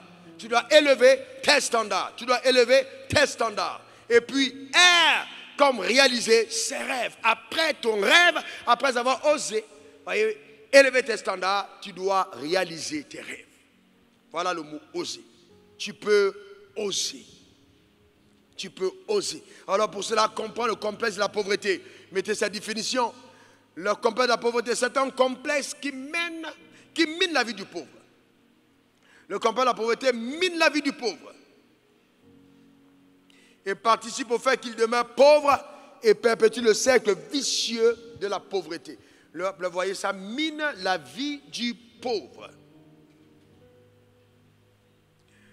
Alors, ce que va développer le pauvre, c'est un sentiment d'infériorité. Le pauvre se sent toujours inférieur. Toujours. Quand deux personnes arrivent quelque part, comment vous savez qu'un homme est riche? Vous avez deux personnes qui marchent. Vous savez, le riche, il peut être en culotte. En fait, vous savez, souvent, vous voyez les gens extrêmement sapés même à 6 h du matin. Ce n'est pas parce qu'ils aiment être habillés. En fait, ça révèle le complexe qu'ils sont. Soit c'est un complexe, soit alors, ils sont énervés contre la pauvreté et ils sont en train de s'habiller en habits des riches. Voyez-vous, donc c'est très, très important. Il faut absolument que tu te débarrasses du sentiment d'infériorité. C'est très important parce que les personnes qui sont dans des groupes appelés pauvres sont souvent complexées. Mets ta main sur ta tête, dis je me libère du complexe d'infériorité. Je ne suis pas inférieur. Encore. Je me libère du complexe d'infériorité. Je ne suis pas inférieur. Oui. Qu'est-ce qui fait que le Français, quand il voit l'Américain, voyez-vous, quand il voit l'Américain, je vous raconte une vraie histoire. J'arrive dans un grand magasin de luxe à Paris où tout le monde se met en rang. Et on dit pour acheter, il faut se mettre en rang. J'ai dit, mais les gars, ils se prennent pour des cons, quoi. Je vais venir dépenser mon argent et puis après, je vais me mettre en rang sous le soleil. Moi, c'est pas Wavouri qui fait ça. Je ne fais pas ça. Parce que je ne peux pas me mettre en rang pour entrer dans ton magasin. Je ne fais pas ça. Alors, j'ai dit à Christelle, tu vas être mon assistante pour le moment. Alors, tu vas les appeler. Appelle-les au téléphone et tu dis que tu es l'envoyé d'un prince. Un prince. Donc, elle appelle. Elle dit, hello, can I speak? I am Christelle. Elle commence à rouler l'anglais. Et puis, elle dit, j'arrive avec le prince un tel. Je suis avec le prince Wafo. Donc, je suis, yes, c'est un grand prince en Afrique. D'accord, donc, ok, un prince. Alléluia. Amen. Donc, on arrive et puis, on garde la voiture, je descends. Alors, vous savez, quand on dit c'est un prince, il y a une allure que tu as. Il y a une manière, vous savez, il y a une manière de marcher. Il y a des gens, tu marches en haut, tu grattes tes pieds. Non, c'est comme si, non. Il y a une manière de marcher, même ta manière de marcher, ta posture, ton regard, même ton dégagement, ton odeur. On sent qu'il y a quelqu'un qui est en train d'arriver quelque part. Je déclare qu'on remarquera ton passage. On remarquera ton passage dans le nom suprême de Jésus. Eh bien ouais, un roi n'est pas un chiffon. Un roi, c'est un roi. Et Dieu t'a destiné à régner. Donc on est arrivé devant le magasin, il était devant. Et puis elle a parlé en anglais, elle roule pas, je l'écoute. Et puis, directement. Et puis je m'impatiente. Il sait, hey, arrêtez, let him come in. Et puis je rentre dans un manteau, dans un de ces manteaux, mon petit, dans un de ces manteaux. Vous savez, il y a des habits, tu portes sur toi, tu dis, avant j'étais galérien, mais aujourd'hui Dieu m'a aimé. Je suis sorti de là. J'étais dans un manteau rare, avec des... J'arrive là et puis je tends les mains comme ça. Il ne comprend pas le langage, il dit il faut faire ça. Donc il faut enlever le manteau délicatement. Et puis laisser apparaître, vous voyez, le prince lui-même. Et puis là maintenant on commence à parler. Voyez-vous, c'est important. Donc tout de suite j'ai été servi différemment. Faites-moi voir ce que vous avez. On dit là, je dis, vous n'avez pas un salon privé pour moi? Oh yes. Il faut aller à tel endroit. Venez. Tout le monde est mobilisé. Donc les gens se tournent, on dit c'est qui? Moi je dis ouais, vous n'avez pas encore vu le film. C'est moi-même. Est-ce que vous comprenez? Dans la vie, il faut se prendre au sérieux. Il faut se prendre au sérieux. Ne permets à personne de te mépriser et les gens te prennent comme tu te présentes à eux. Pas de complexe d'infériorité. Ce n'est pas de l'orgueil, non. C'est juste la considération de qui tu es. Dis après moi, je ne suis pas inférieur. Encore. De deux, il ne faut pas avoir un état de dépendance. C'est-à-dire, tu es là, oui, vraiment, la dépendance totale. Si on pouvait vraiment me venir en aide. Vraiment, mon oncle, je souffre. Ma tante, je souffre. Tout le temps, c'est toi qui vas demander de l'argent. Voilà le problème des Africains. Nous sommes trop dépendants. Donne-moi crédit, aide-moi, papa. Donc, une fois qu'on a nommé quelqu'un de notre village ministre, il y a la fête au village. Pourquoi? C'est le complexe de pauvreté. tout le monde danse. Et on l'a nommé. Et tonton est nommé. Tonton est nommé. Alors là, qu'est-ce qui se passe? Lui-même, il danse. Vous pensez qu'on danse à cause du travail? Jamais. C'est l'avantage. Ah, enfin. Eh ma chérie, enfin. La galère est terminée, enfin. Ce n'est pas la responsabilité du travail. Voyez-vous, c'est un complexe de dépendance. Et nous devons sortir de ce complexe. Sortir totalement, frère. Mon frère touchait 15 millions de francs CFA par mois et plus comme revenu à cause de tous les marchés qu'il avait en tant que grand avocat international. Et moi, en Côte d'Ivoire, je touchais 15 000 francs CFA. Je n'ai jamais écrit une lettre pour demander un centime. Voilà ce qu'on appelle s'affranchir de la dépendance. J'ai mangé du pain rassis avec du sucre. Je connais exactement la majorité des, voyez-vous, des coins où on mangeait le poulet burkina à l'époque. Quand je mange le poulet burkina, c'est une percée remarquable. J'ai touché 15 000 dans cette ville pendant 2 ans. Mais jamais un homme vous dira en Côte d'Ivoire, il faut venir chez moi pour demander un centime. Ça s'appelle s'affranchir de la dépendance. S'affranchir, vous devez être digne. Toi, les gars sont là, toi tu es un vieux père. Tout ce que tu fais quand tu viens dans le bureau de quelqu'un, trouve-moi le transport, trouve-moi le transport. En certain moment, ça dérange. Les personnes qui sont constamment en train de dépendre de toi sont des sangsues. Ils piquent. Vous savez, il y a des gens à côté de toi qui sont collés à toi parce qu'ils sont collés avec le venin de la dépendance. Il faut que les gens soient indépendants. Et vous savez, quelqu'un qui aime la dépendance, il a l'argent, hein, 3 millions de salaire, 4 millions. Chaque matin, il sort dans sa poche 2000, il compte, il dit à sa femme, va faire le marché. Toi-même, tu n'as pas honte? Tu sors 2000 par jour. Sa femme aussi va venir, chérie, tu sais que le piment est fini. Ah, le piment est fini. Alors, vous avez fait du piment tous les jours. Est-ce qu'on m'a mis les choses trop pimentées? Voilà 25 francs sur le piment. Toi aussi. C'est quel raisonnement ça? C'est quel raisonnement? C'est quelle manière de faire? Amen. Mais ce n'est pas la faute, c'est le problème de la dépendance. Amener les gens à être dépendants. Quand vous voyez un riche, pauvre, c'est-à-dire il a l'argent de ses mains, mais il est pauvre et qui n'est pas détaché de ce complexe, il n'aime pas que les gens s'affranchissent. Tout le monde a dû tourner autour, chanter les atalakou. Et c'est comme ça que dans notre société, on a des gens atalakou, atalakou, atalakou. Les DJ chantent, on chante ton nom, il est content. Est-ce qu'on a besoin de chanter ton nom pour que tu saches que chez toi? Tu sais qui tu es? On a besoin de te flatter? Non, si on flatte ton ego, c'est que quelque part tu es pauvre. Tu n'as pas besoin d'être flatté, tu sais qui tu es.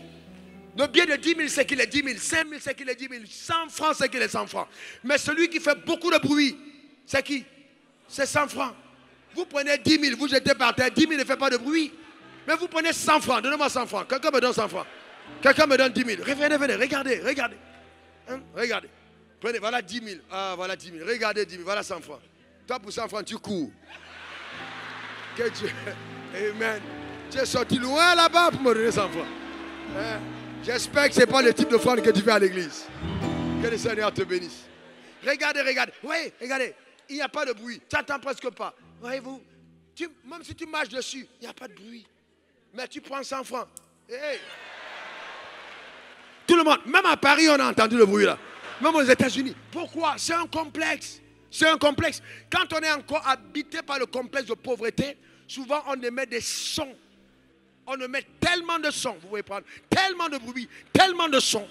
En fait, on essaye de faire passer un message, je ne suis plus pauvre, mais le son qu'on émet, pour quelqu'un qui est spirituel et qui a la connaissance, il comprend qu'il est encore pauvre. Il est encore pauvre. Dites-moi honnêtement, vous avez déjà vu une femme africaine quand elles sont riches? 15 chaînes autour du cou. Première chaîne, deuxième chaîne, troisième chaîne, quatrième chaîne, 7 boucles d'oreilles. Si c'est possible, il y a 3 sacs. Il y a un sac que la nounou porte. Il y a un sac que la maman. En fait, à quoi ça sert tout ça? C'est un complexe quelque part. C'est un complexe. On essaie de prouver qu'on est par les choses qu'on possède. Et on va amener les gens tout autour de nous à dépendre. On a une cour de personnes qui viennent chez nous à 6 h du matin et qui posent leurs problèmes. On devrait avoir honte. Vous savez, l'Africain trouve que tu es bon quand tu es gentil, quand tu donnes l'argent à tout le monde qui te demande. Et je vais vous montrer par la suite que ce syndrome a mené beaucoup de personnes dans la pauvreté. Parce que si tu donnes à tous ceux qui viennent tout le temps te poser des problèmes, vous allez tous deux retourner dans le même trou. Et dans le deuxième enseignement, je te montre comment il faut savoir dire non. Et à quel moment dire non pour être discipliné financièrement. Ce n'est pas que Dieu n'était pas béni, mais est-ce que tu étais indiscipliné et ce complexe a ruiné la dépendance. faut qu'on te donne, faut qu'on te donne, faut qu'on te donne, faut qu'on te donne, faut qu'on te donne. La Bible dit, il n'y a plus de plaisir à donner qu'à recevoir. Pense à donner. Pense à investir. Vous savez, ne rêve pas. Si, oh, je vois Dieu me montre. Il y a quelqu'un qui va recevoir une voiture. Tout le monde va crier, ouh. Mais s'il dit, ah, je vois quelqu'un ici qui va offrir 15 voitures. Vous voyez, parce que quand Dieu te bénit, il te montre les rêves qui te donnent d'être ton instrument de bénédiction. Que par ta vie, les gens soient impactés. Il dit, Abraham, je ferai de toi une source de bénédiction. Que cela soit ton partage. Que cela soit ta portion. Donne-moi ton meilleur amen. Que dans ton village, on trouve des fontaines d'eau, on trouve une école, on trouve une infirmerie à cause de ta présence, qu'on trouve des choses qui ont marqué l'environnement à cause de ta présence, que l'église du coin a été construite par toi.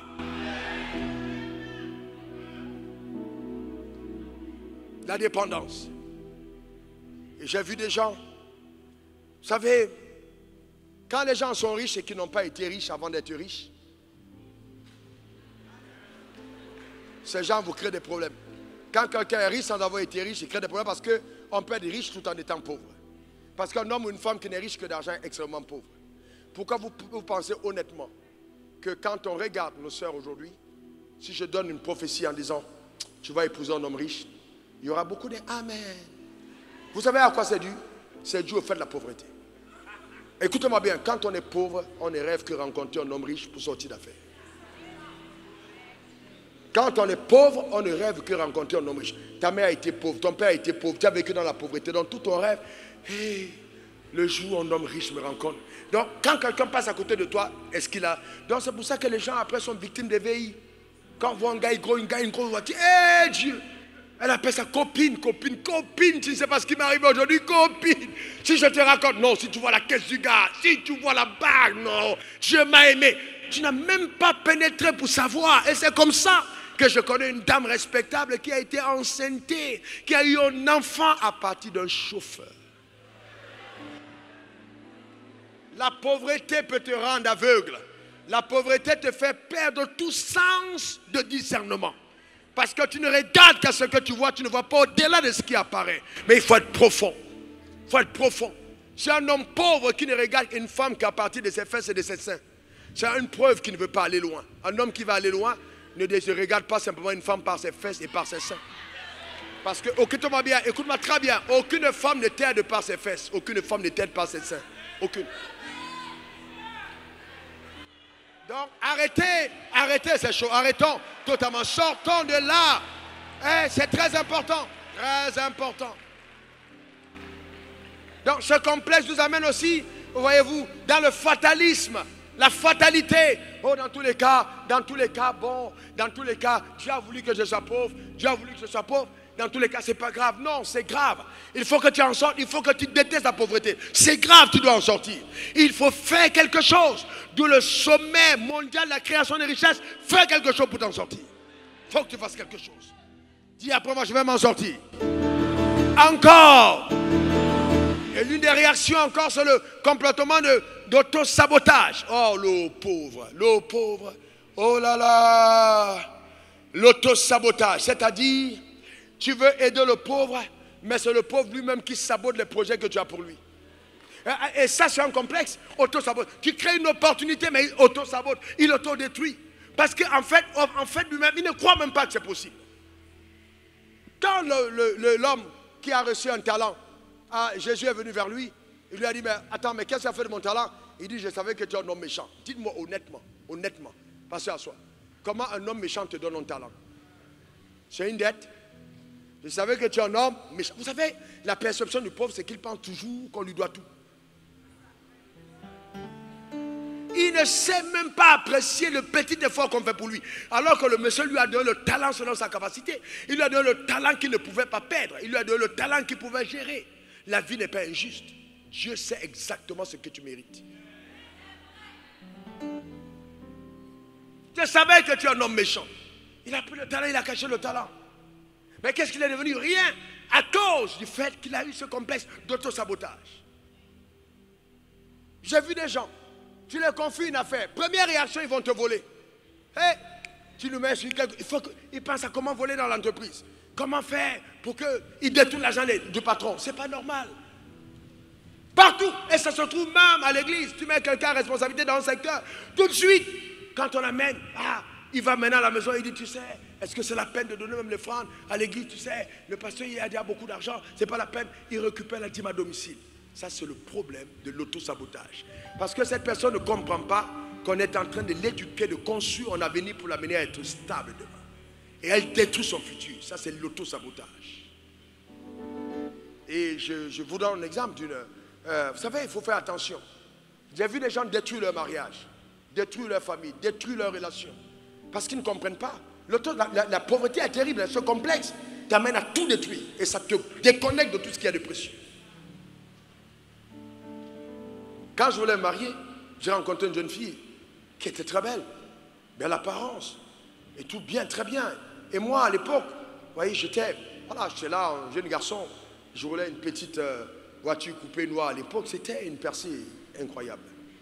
Alors, j'ai pris la fille, je lui ai dit, bon, on va aller à la maison, on va parler, on va discuter. Je voulais la connaître, savoir qui elle est, parce que, vous savez, vous épousez une femme, pas pour ce qu'elle apparaît, mais pour ce qu'elle est à l'intérieur, parce que c'est un chemin long.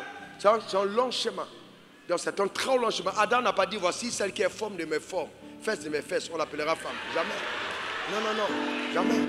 C'est pas ce qu'il a dit. Non, non, non. Il a dit, ose mes os, chair de ma chair. Il est allé très en profondeur. Donc, il a pris le temps d'aller analyser de l'intérieur pour voir ce qu'elle avait. Vous ne pouvez pas vous mettre avec les gens si vous ne valorisez pas ce qu'ils ont à l'intérieur. Donc, j'ai dit, on va discuter. La vie, ça se construit, ce n'est pas accidentel. Hein. Tout ce que vous ne planifiez pas échoue. Vous devez construire sérieusement. Hé, les gars, je vous donne un secret. Est-ce que vous savez que moi-même, écoutez, c'est une parente, moi-même, avant de venir au témoignage avec ma femme, vous savez que moi, j'ai déclaré la faillite alors que j'avais caché l'argent. On n'était pas encore mariés. J'ai déclaré, il y avait une partie d'argent que j'ai caché. J'ai dit, j'ai fait faillite. Je vais voir si cette femme-là, si c'est Raoul ou faux, ou c'est tous les artifices surtout. Je suis allé à pied. Je lui ai avoué fait une voiture qu'elle était fiancée. Après, elle est venue me dire, oh, il faut qu'on vende la voiture. J'ai dit, waouh, c'est un bon signe. Qu'on vende la voiture. Ah, normalement, femme claire à Abidjan. Est-ce que j'aurais dit, mais moi je me cherche.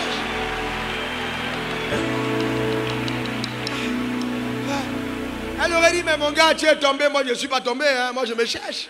Tu appelles, le numéro ne passe plus, elle a changé. Ah oui, sérieusement. Vous savez, dans la vie, vous devez avoir offrir. Ne soyez pas toujours là à demander. Vous devez avoir quelque chose à donner. Et positionnez-vous pour donner quelque chose. Vous allez aller loin dans la vie. Très, très loin. Alors, cette dame, on a parlé. Et puis, elle a regardé. Je voyais, elle est venue. Elle dit, je peux voir la maison. Elle a regardé. Elle entrait partout. Elle regardait. Et puis, après, j'appelle. Le téléphone est fermé. Je ne comprends plus. J'arrive plus à la joindre. Rien du tout. Je la retrouve 7 ans plus tard, après m'être marié. J'étais heureux dans mon mariage. Un homme épanoui avec sa femme. Tout va bien. Et puis je la rencontre à Sokosé. Et puis elle me dit, oh, elle me regarde comme ça, elle me dit, ça va? J'ai dit, ça va. Mais je sentais, Joe, que la dame était en train de jouer à la Drogba. C'est-à-dire elle était en train de voir s'il y a moyen de pénétrer la surface de réparation et de marquer un but. Mais là, je suis devenu un grand Kolo Touré, à la défense, pour bloquer. Il n'y a pas moyen de passer. J'ai tout fait. J'ai dit, tu ne passes pas. Tu ne vas pas passer, ce n'est pas possible. Et puis je lui ai demandé, mais tu étais passé où? Parce que vraiment, ça m'avait choqué. Tu étais passé où? Elle m'a dit, je vais te dire la vérité. Quand je suis venu chez toi, j'ai vu la maison, une belle maison blanche. J'ai regardé, tu es là seul avec ton gardien. J'ai regardé la voiture, j'ai dit, et puis il y avait une autre voiture au parking. J'ai dit, non, je suis rentré moi-même. J'ai raconté ça, on m'a dit, le gars, il n'est pas simple, il veut te vendre. Il veut te vendre. Alors voilà comment le pauvre réfléchit. Même quand le bonheur lui arrive, il pense toujours que c'est le malheur. Quand on veut lui faire du bien, il est toujours en train de décrire qu'il y a quelque chose de mal qui est en train d'arriver. Je dis à toi, écoute-moi bien, tu vas te réveiller un jour, c'est ton contrat inattendu qui frappe à ta porte. Ne le détruis pas, ne le détruis pas. Dis à ton voisin, ne le détruis pas. C'est Dieu qui travaille. Dis encore, ne le détruis pas. C'est Dieu qui travaille. Donc il faut être en même d'y mettre totalement fin. Et comment j'y mets fin, je termine avec ça. La connaissance va t'affranchir de certaines limitations. Totalement, totalement. La connaissance va t'affranchir de certaines limitations, de certaines barrières. Ne te limite pas. Ne t'auto-détruis pas. Et j'entends une femme qui dit, ah oui, j'entends, je ne me limite pas, je vais rencontrer cet homme grand. Les hommes grands ne rencontrent que les grandes femmes.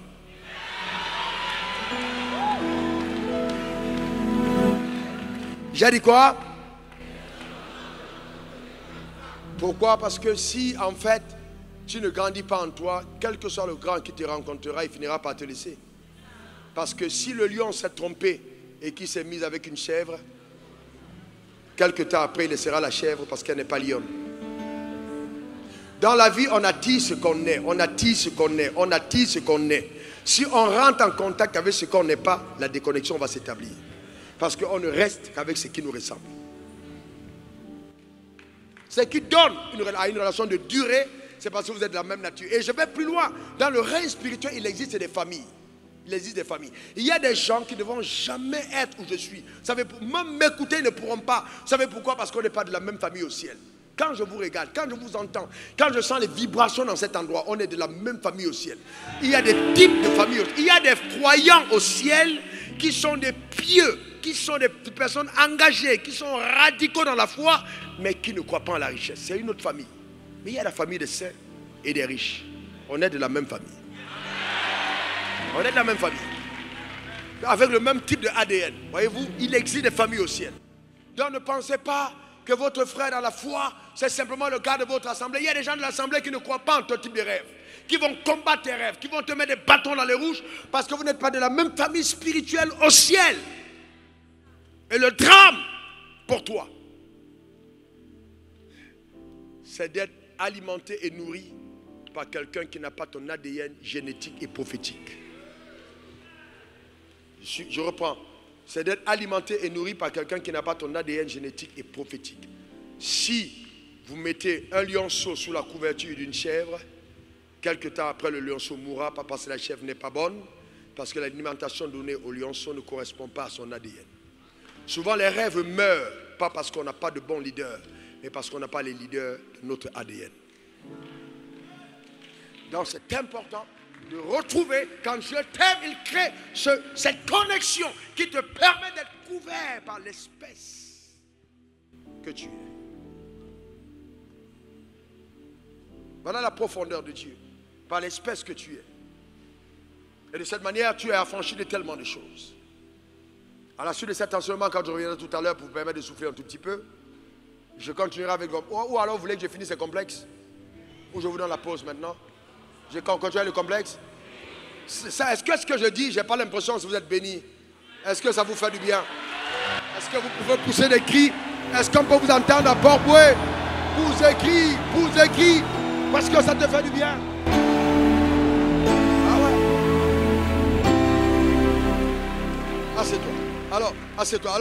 Alors, je vais continuer. Voyez-vous? Donc, il faut faire attention. Donc, l'éducation, la formation, la sensibilisation vont détruire ces complexes de la pauvreté. C'est complexe. Dis après moi, je ne suis pas pauvre et je ne mourrai pas pauvre. En ce jour, par la grâce d'en haut, je me connecte à la grâce de créer de la richesse. Je suis résolu et déterminé à passer à un autre palier. Ô Père, ô Dieu, me voici. Côte d'Ivoire, Afrique, monde, me voici. Or, diamant, cacao, bauxite, me voici. Je lève ma main. Le candidat à la création de la richesse, me voici. Je me positionne pour une autre dimension. Ma vie n'est plus la même. Ma vie n'est plus la même. Je passe à un autre niveau. Je passe à un autre palier. Par la grâce de Dieu. Amen.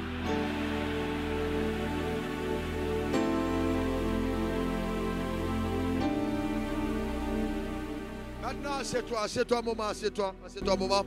Alors, quand je parlais de la pauvreté, vous savez, nous parlons, Cédric, Jackson, Madame Wafo, tous les valeureux serviteurs de Dieu, Hervé, Assoir, tous ces grands hommes que je vois devant, Zadi. Vous savez, non, reste assis. Vous savez, écoutez-moi très bien. Je trouve des choses profondes, voyez-vous. On a beaucoup de gens qui parlent de la création des richesses. J'ai eu mon premier milliard, j'avais 36 ans. Non, c'est pas non.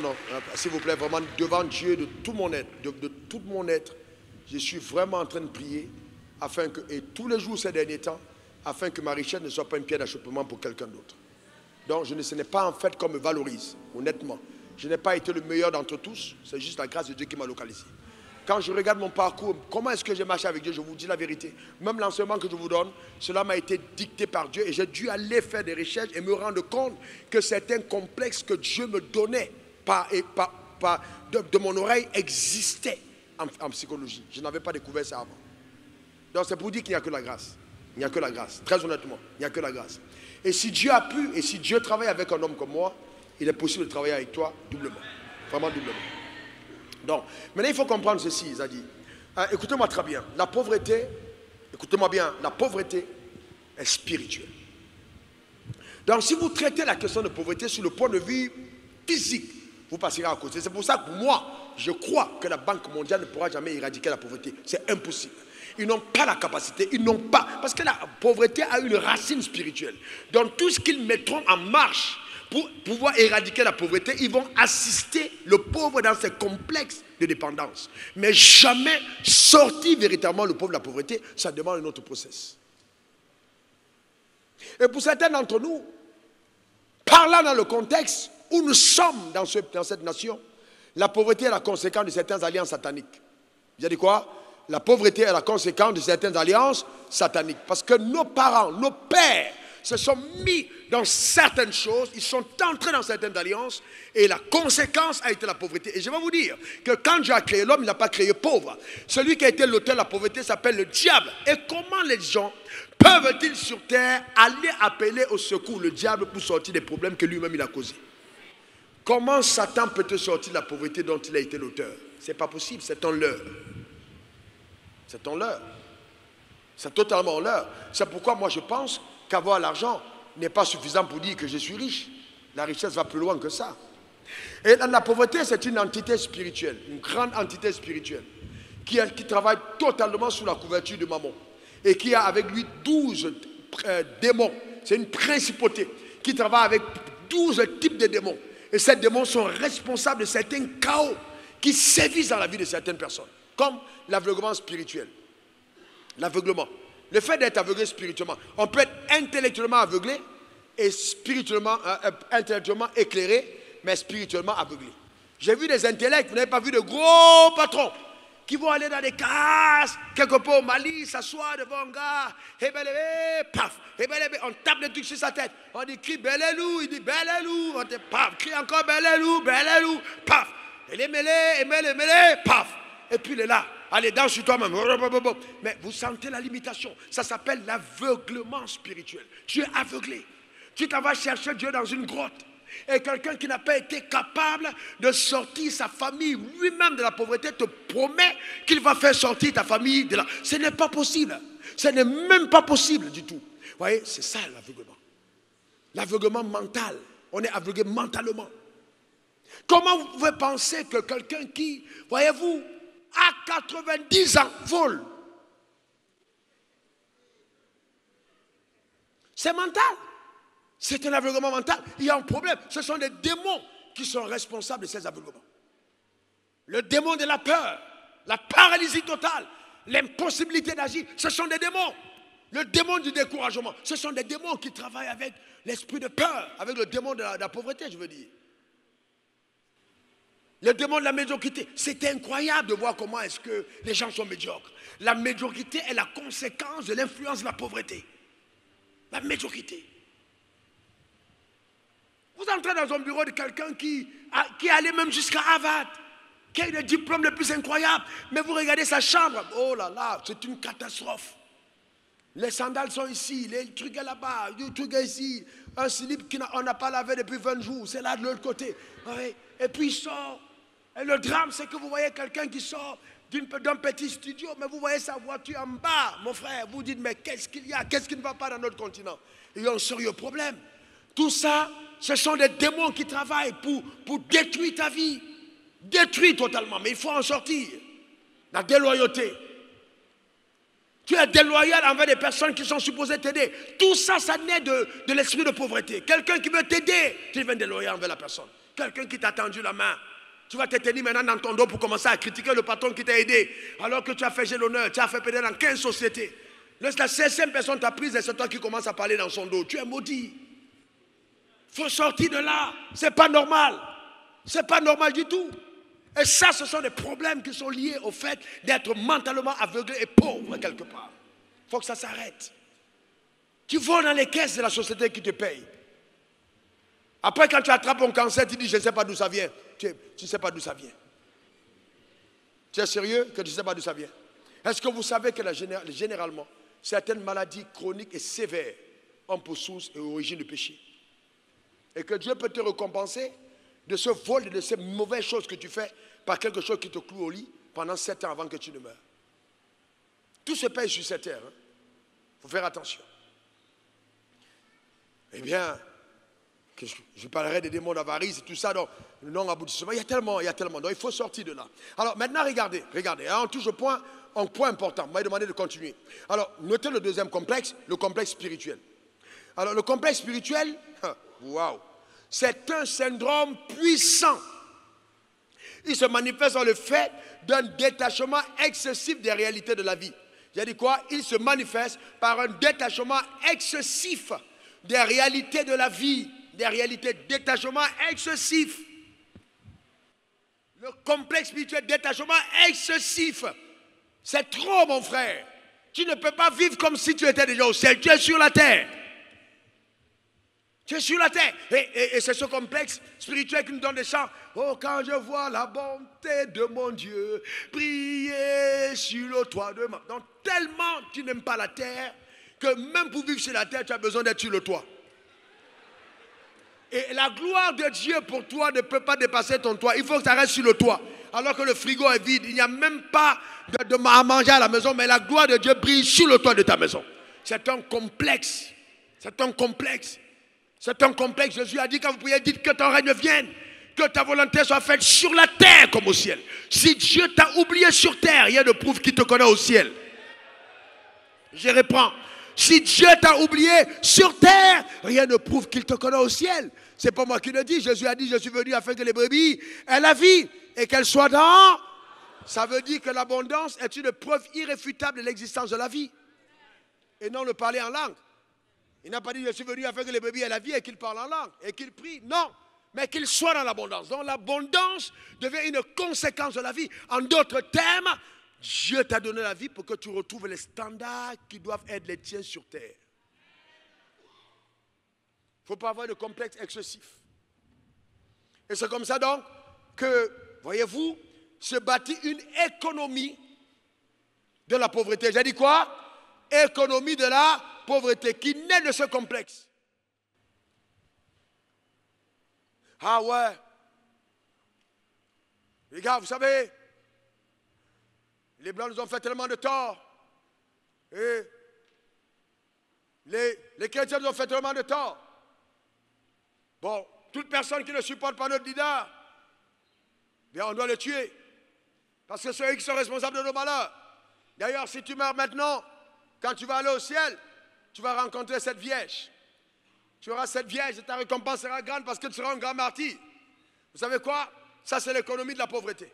Donc, on instrumentalise le pauvre et on lui fait croire qu'il sera heureux au ciel. Et lui, s'en va mourir comme kamikaze, pensant qu'en haut, Allah le récompensera. Pourquoi Allah ne peut pas le faire maintenant? Est-ce que Allah t'a fait naître sur la terre par hasard? Non. Il y a un plan pour toi. Mais c'est la religion qui t'instrumentalise pour atteindre ses buts. Ce n'est pas Dieu qui est derrière. Toutefois qu'on est extrémiste, qu'on devient, voyez-vous, on est excessif dans sa manière de considérer la spiritualité, c'est un complexe.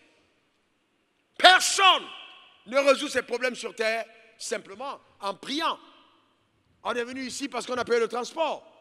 Même le pasteur qui prêche le langage, il disait, ouais, c'est pas grave. Lui-même, après, il fait offrande.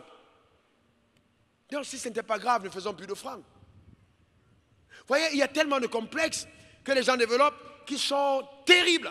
Et ça fait quoi? Ça fait que les gens se blâment. Vous voyez, quelqu'un est riche et il se blâme d'être riche. Tu n'as pas à te blâmer d'être riche. Être riche n'est pas un péché. Ne te cache pas, tu es riche. Ne te cache pas, tu n'as pas à te blâmer. Ce n'est pas un problème si tu es riche. Combien de gens, oh, vous voyez, ils ne peuvent plus, même aller au village. Oh, si je vais au village, me voir avec ma voiture, les gars vont me tuer. Tu n'as pas à te blâmer d'être riche. Ce n'est pas ta faute. Dieu t'a aimé. Dieu t'a donné. Réjouis-toi. Dieu dit, il a fait toutes choses afin que tu en jouisses. N'aie pas de complexe d'être riche. Être riche n'est pas une fatalité. Être riche n'est pas une punition. Être riche est une récompense. Montrez-moi un seul jour où on a médaillé quelqu'un d'être pauvre. Où on a dit, bon, on mérite le président va recevoir le plus pauvre de la Côte d'Ivoire. Le plus pauvre du monde. Et puis la télévision est là. Dans cette vie-ci, ça n'existe pas. Et je vais vous choquer. Je me suis rendu compte, l'État a été en de deux camps. Quand tu n'as rien, pour la majorité des gens, tu n'es rien. Quand tu n'as rien, tu n'es rien. J'ai dit quoi? Quand tu n'as rien, tu n'es rien. J'ai dit quoi? Quand tu n'as rien, tu n'es rien. Les gens attendent de voir ce que tu as pour considérer ce que tu es. Il y a une période où on pouvait tenir toutes les réunions de famille sans savoir si Raoul était quelque part. Mais aujourd'hui, ça a changé. Le jour où je ne suis pas là, on change le jour de la réunion. D'ailleurs, la réunion se passe en fonction du jour où je suis disponible. Et j'ai vu des familles où tu arrives même en retard, on considère que tu étais à l'heure. Tu veux t'excuser, on dit non, papa, non, quand même, est-ce que toi-même, comment tu vas t'excuser? Comment tu ne peux pas t'excuser? Tu t'excuses comment? Tu t'excuses comment? Voyez-vous? Et ça, c'est les choses que j'ai vues. J'ai vu des papas à moi, des papas, pour lesquels je veux me baisser, je dis non. Comment mon père? C'est lui mon père. Mais il dit, mais comment mon... Pas père dans la tradition, mais père parce qu'il sait que tu es un peu. Parce qu'après, il va te poser des problèmes. Donc ne change pas de rôle. Hey, c'est toi le père. Il ne faut pas m'appeler père. Parce que bientôt, je vais te poser des problèmes de scolarité de mes enfants. C'est ce que la richesse fait. Vous pensez que si on dit le plus riche du monde est arrivé ici, et qu'il arrive ici, et Elon Musk arrive ici, vous pensez que le chef d'État ne va pas trouver un peu de temps dans son agenda? Si, parce qu'il peut aider à résoudre les problèmes de la Côte d'Ivoire. Donc le riche est toujours valorisé. Le riche est toujours considéré. L'heure est arrivée, on doit te considérer, on doit te valoriser. Hein? Donne-moi ton meilleur amen. N'aie pas de complexe de la religion. Non, du tout. Dieu t'a créé pour être heureux.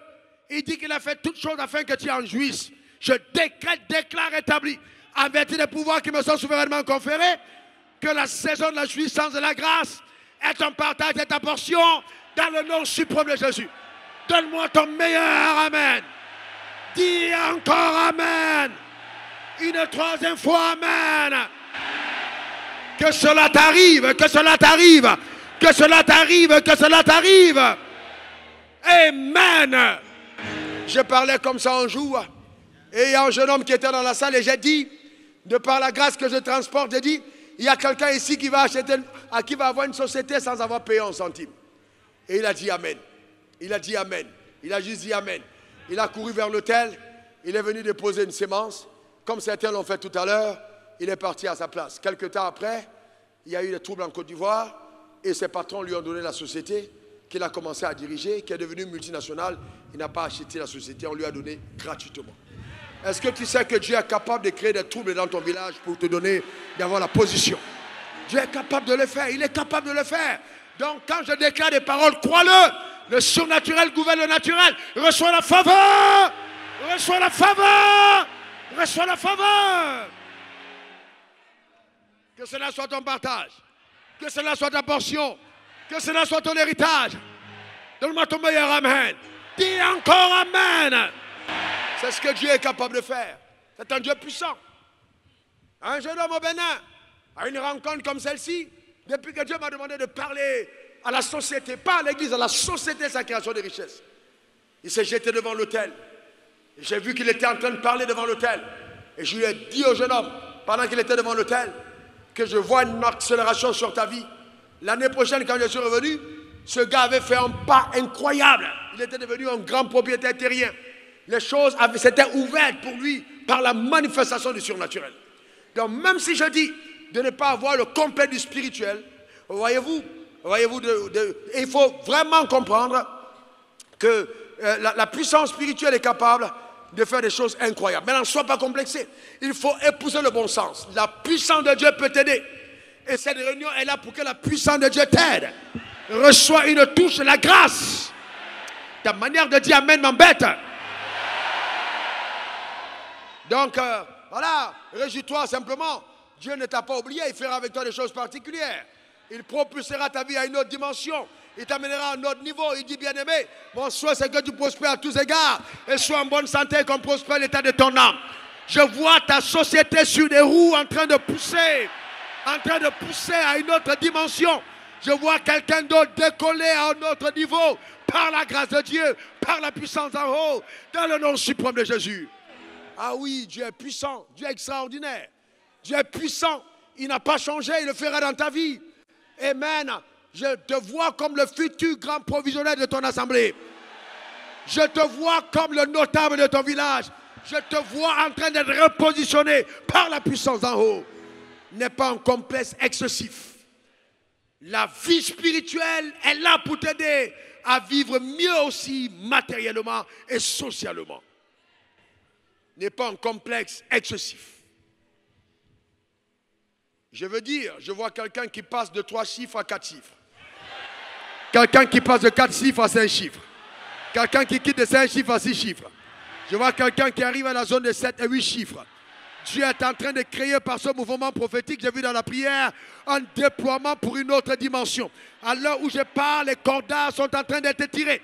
Dieu est en train de t'amener à d'autres phases par sa puissance incroyable dans le nom suprême de Jésus. Que cela soit ton partage. Ne sois pas complexé. Dis, je ne suis pas complexé. Dis encore, je ne suis pas complexé. Dis encore, je ne suis pas complexé.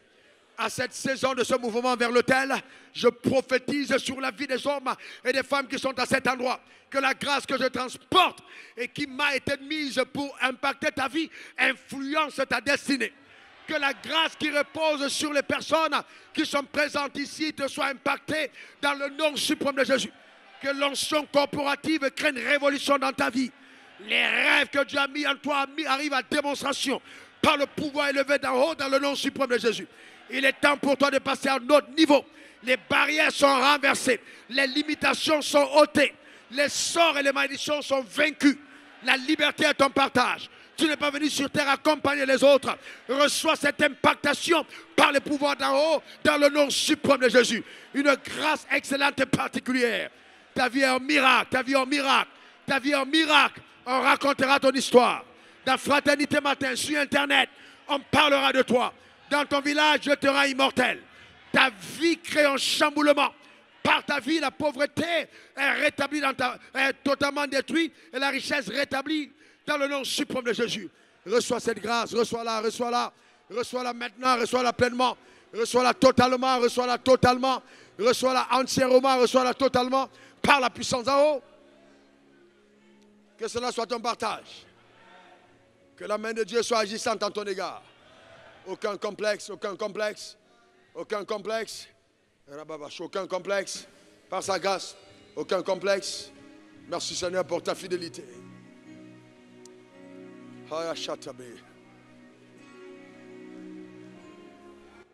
Oh. Pendant qu'il y a ce mouvement vers l'autel, tu es connecté en direct. Si Dieu te met à cœur d'apporter cette sémence à ce moment précis, parce que c'est un instant prophétique, un instant divin, où il y a des transactions qui s'opèrent dans le règne spirituel. Alors je prie dans le nom suprême de Jésus que quelque chose s'établisse dans ta vie de façon particulière, dans le nom suprême de Jésus. Quelque chose d'unique par la main de Dieu sur ta vie.